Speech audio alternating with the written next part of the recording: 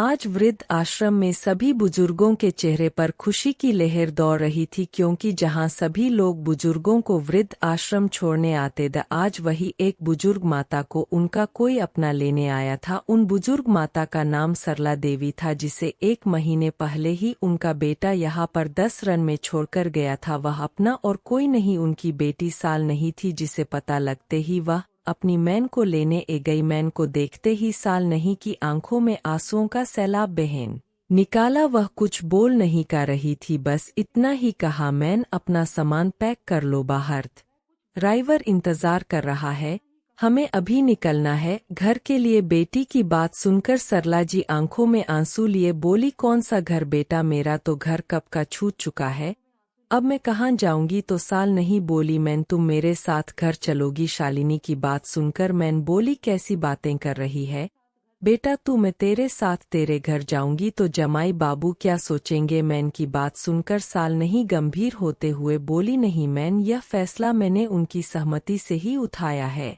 बल्कि मेरी सासू भी मेरे इस कदम से बहुत खुश है।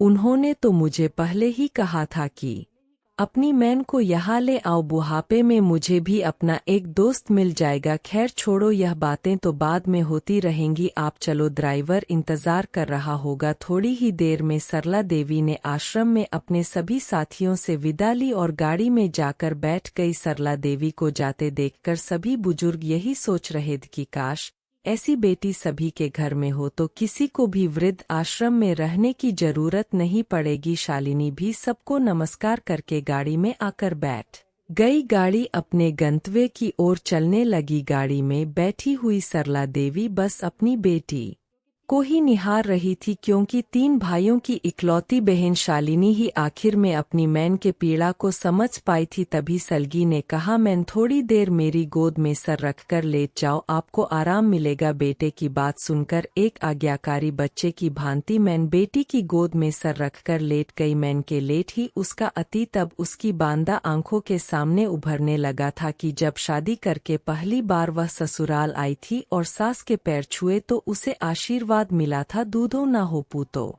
फलों। गांव के हर बूढ़े बड़े ने उसे ऐसा ही आशीर्वाद दिया था। उन सब का आशीर्वाद का ही फल था कि 1 साल के बाद ही उनके घर में लड़के की किलकारियां गूंज उठी। पूरे गांव में खुशियां मनाई गई। 3 बेटों के बाद आखिरी साल लेनी होने के बाद यह सिलसिला थम। गांव के सब लोग यही कहते हैं कि कहाँ तो मिनेटन के बाद भी लोग बेटे का मुंह नहीं देख पाते और कहाँ इसके आंगन में 3 चंद के टुकड़े। कुछ तो उनसे ईर्ष्या भी करते। 4 बच्चों की गृहस्थी संभालना कोई फूलों की सेज तो ना थी। दिन भर कम करते करते वह थककर चूर हो जाती। समय की रफ्तार के साथ जब बच्चे बड़े होने लगे तो उन्हें गांव की जिंदगी के साथ बंद कर रखा नहीं जा सकता था। यह बात उसके पटवारी पति अच्छी तरह जानते थे, इसलिए गांव की शिक्षा की समाप्ति के बाद बेटों को आगे बढ़ाने के लिए शहर भेजने का सिलसिला चल पड़ा। शहर भेजने के लिए उन्हें कैसे कैसे पापड़ बेलने पड़े थे, यह या तो वही जानती थी या उसका पति। उसने घर खर्च में 1-1 रुपए में कटौती कर दूध की बेचा और उसके पति ने अपनी जमीन का टुकड़ा बेच दिया और थोड़ा बहुत साहूकार से कर्जा भी लिया। मेहनत रंग लाई। बेटे एक-एक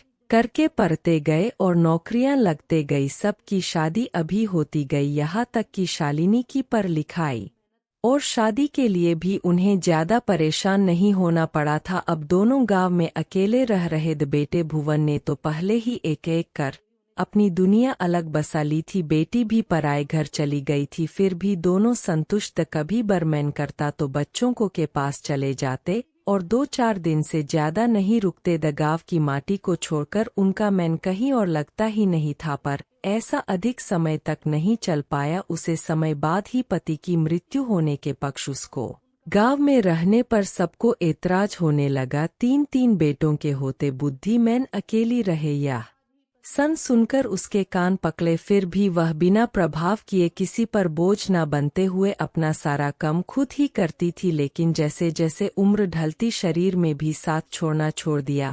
एक दिन अचानक बहुत ज्यादा बीमार हो गई। बड़ा बेटा पास के ही शहर में रहता था, खबर सुनकर आया और गांव वालों के दबाव में उसे अपने साथ ले गया। यहीं से प्रारंभ हुआ सरला देवी के जीवन में निराशा और पीड़ा का। 2 बड़ा बेटा बहुत अच्छी पोस्ट पर था, मकान, गाड़ी, नौकर चाकर सब सुविधाएं थी उसके पास। एक दिन प्रमोशन मिलने पर घर पर बहुत बड़ी पार्टी रखी गई। वह अंदर कमरे में बैठी रसोई से सारी तैयारी देख रही थी, लेकिन एक ही जगह बैठे बैठे थक गई तो बाहर ए गई। अनेकों आंखें आकर उसे पर चिपक गई। बेटे की नज़र चुराती आंखों की भाषा उसने साफ पर ली। जान गई कि अपने विशिष्ट अतिथियों के सामने वह उसका परिचय तक देने से रहा था। उसका मन टूट गया। वह माहौल में उसका दम घुटने लगा। उसका दूसरा बेटा कुछ दिन बाद मिलने के लिए आया तो उसने अपने साथ ले जाने का आग्रह करने लगा। बड़े बेटे के ठंडे माहौल से दुखी तो थी तो झट से तैयार हो गई। दूसरे बेटे के घर पहुंचने ही उसे समझ गया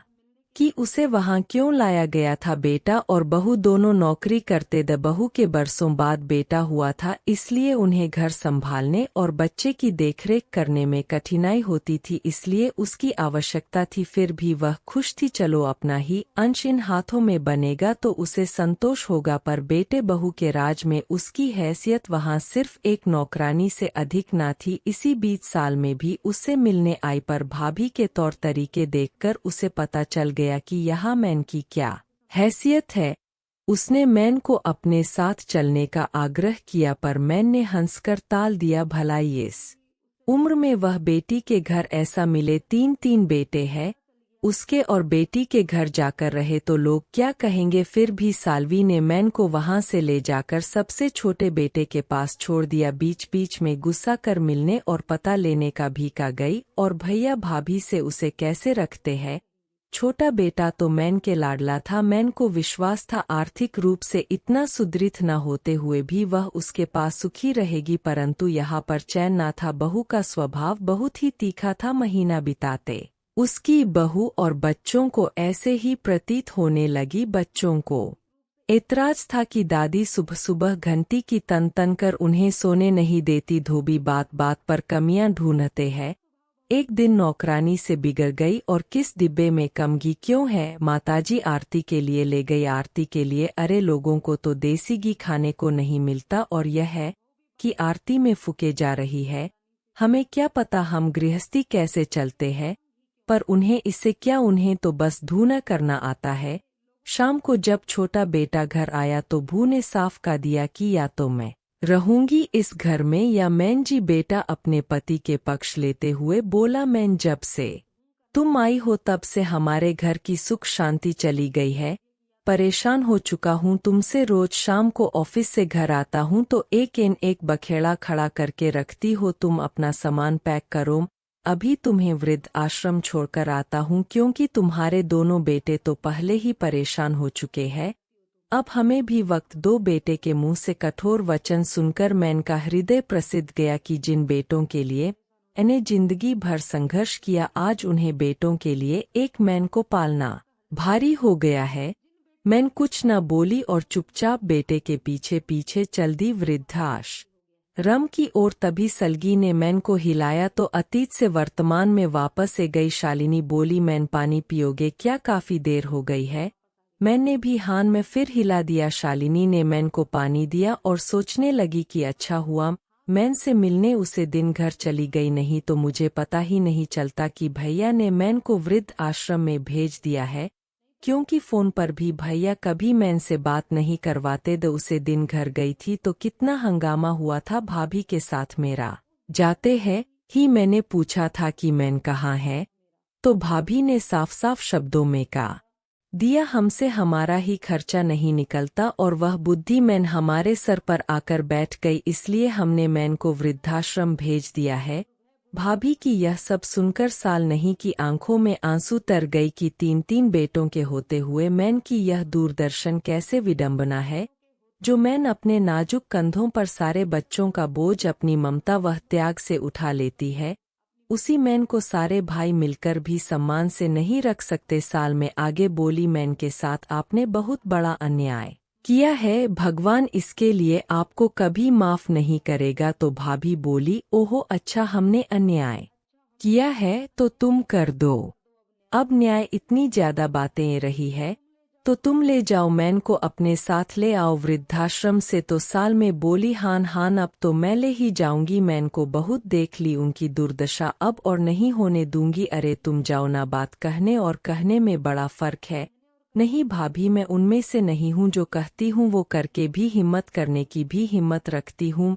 आज ही वृद्ध आश्रम जाकर मैन को ले आऊंगी। तभी गाड़ी रुकी और साल नहीं अपनी यादों से बाहर आई। देखा तो गाड़ी सलने के घर के सामने खड़ी थी। तभी सलीन के पति और बच्चे नानी नानी करते दौड़ते हुए बाहर आए। शालिनी के पति ने सरला देवी को अपने हाथों का सहारा देकर नीचे उतारा। सरला देवी सोच रही थी कि क्या सोचा होगा दामाद जी और उनकी मैन ने। इतने बड़े परिवार के होते हुए भी बेटी के घर में शरण लेनी पड़ेगी। सरला देवी संकोच में घड़ी जा रही थी, पर घर पहुंचने ही शालिनी के साथ में उसका सारा संकोच दूर कर दिया। बड़ी से मिली और सामान सहित उसे कमरे में ले गई। सरला देवी ने देखा कि उसके आने से पूर्व ही उसके लिए सोने की व्यवस्था कर दी थी। नहा धोकर वह अभी बैठी ही थी कि शालिनी उन दोनों के लिए दूध और नाश्ता ले आई। वह फिर संकोच में डूबने लगी। तभी शालिनी के साथ बोली, सच बहन जी, आपके आने से मुझे बहुत अच्छा लग रहा है। मुझे हर समय के साथ मिल गई। यूं तो बेटा बहू और पोता सभी है घर में, पर हम उम्र साथी की बात ही कुछ और है। उसकी जुबान पर ऐसे ताला पड़ा था। उसे असमंजस में देखकर शालिनी जी के साथ फिर बोली, बहन जी, बेटा हो या बेटी, औरत के लिए तो पति के बाद यही होते हैं। जब हम उनके पालन पोषण में पर लिखाई में कोई भेदभाव नहीं करते तो फिर उनका हाथ पकड़ने में कैसा संकोच, कैसा विचार। मैन को सहारा देने वाला होना चाहिए। फिर तो मैं आपकी बड़ी शुक्रगुजार हूँ। अपनी बेटी तुमने मुझे देकर मेरी बेटी की कमी पूरी कर दी। शालिनी के सास की बात सुनकर सरला देवी की आंखों से आंसू बहा निकले, लेकिन आज इन आंखों में विश्वास और स्नेह की चमक थी। दोस्तों, कमेंट करके बताइएगा ये कहानी आपको कैसे लगेगी। अगर आपको वीडियो पसंद आए तो लाइक और सब्सक्राइब करना न भूलें। धन्यवाद।